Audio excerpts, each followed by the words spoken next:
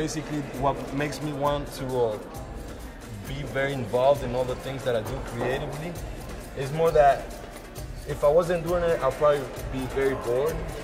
A lot of the time what I'm doing when I'm driving, I'm looking at different walls to see what property owner I could ask to paint their wall, and for them to give me permission or commission me, you know, paint a very beautiful mural. My mother was an artist. She is an artist, she's very talented. And I grew up in art studios, you know, all my life, but I wasn't really taking any interest until I was 12 years old, when I started doing graffiti in France.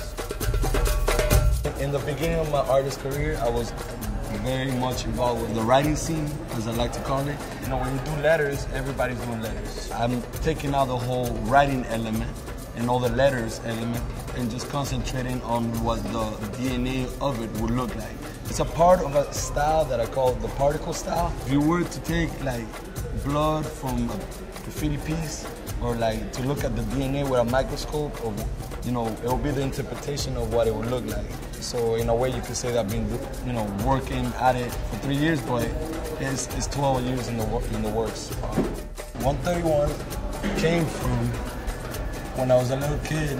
My parents' favorite numbers were 13 and 31, and you know, they would live on the 13th floor of a building on purpose. They would play the lotto numbers 13 and 31. So it kind of stuck with me. I started writing.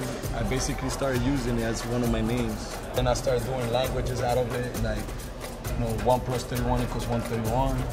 And that doesn't make sense, but, you know, if I put a sticker over somewhere and like someone sees it, they'll wonder what it is, right? And that's what I'm looking for, that curiosity.